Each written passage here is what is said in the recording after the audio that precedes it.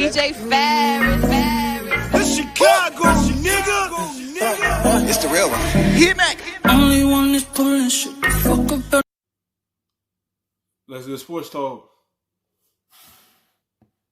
Time for PFT on Yahoo Sports. Peter King, Mike Florio here with some of the biggest stories in the National Football League. And the 49ers were so good last year on their way to becoming the top seed in the NFC and almost winning the Super Bowl.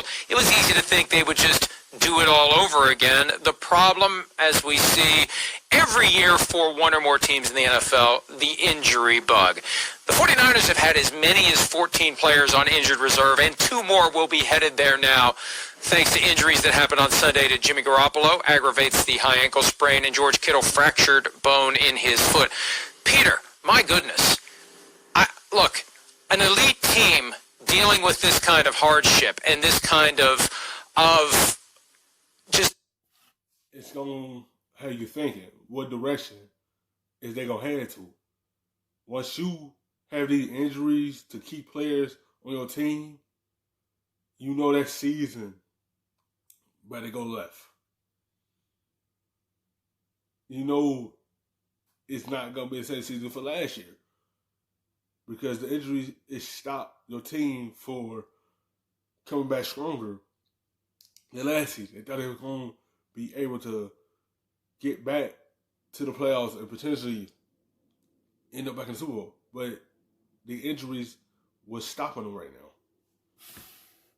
Constant injury over and over again. How can they ever compete? And here they are at 4-4. Are we at the point where the 49ers just have to accept the fact that it's not happening this year?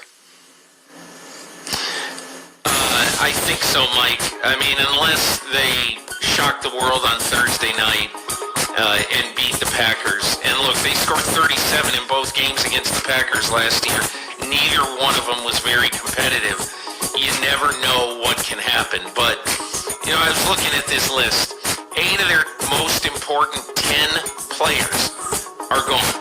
8 of them, of their most important 10 players, will not play on Thursday. You know, you add, not only of the guys you see on the screen right there, but Weston Richburg, their valuable center, is also gone. And the thing that I think has gotten way too little attention is the loss of Richard Sherman. And, you know, Richard Sherman, to me, enters every game. Look at that. You got Garoppolo that's out. Kittle that's out. Rasheed Bosa. D4. I can't think of the guys on that list. And then Richard Sherman. When you missing all them key players, you remember hang your coat up. Because it ain't gonna be good this season. The division is tough. You got Cardinals sitting at 5-2. Then you got Seattle sitting at 6-2. So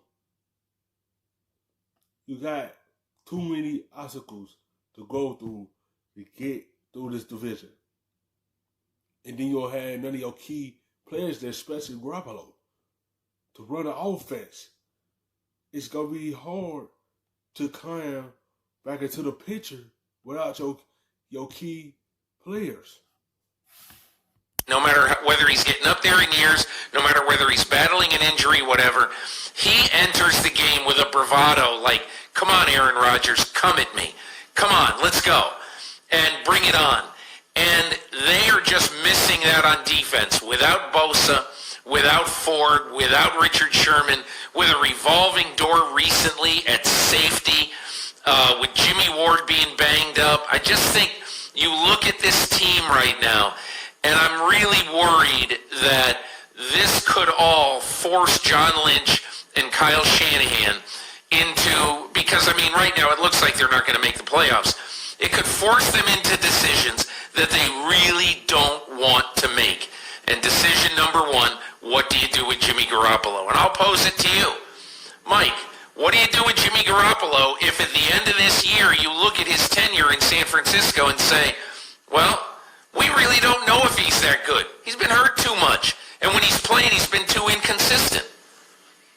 They've already fired the shot across the bow when they took a look at Tom Brady in March and were transparent about it. And I think that was the shape up or ship out to Jimmy Garoppolo. You better go next level or we're going to find someone else. There's already been some chatter that maybe they should try to get Matt Ryan and reunite him with Kyle Shanahan. I think their better play would be to try to get Kirk Cousins and reunite Cousins with Kyle Shanahan. But you look at all options now. That's the thing. Everything's on the table. The guaranteed money is over. There's 2 years left on the Garoppolo contract. And I think, yeah, they're at the moment now, however this plays out, unless Garoppolo... Yes, he been inconsistent. He haven't been living up to that contract. Haven't been living up to what they was expecting him. But you see how the team plays when Garoppolo is not in there. The team don't look the same. He might not be consistent, but when he's operating that offense, it get the team going. It might don't be a superstar type play from him, but it's a good enough to help you get to the Super Bowl last year because you had a good defense. He ain't had to do so much.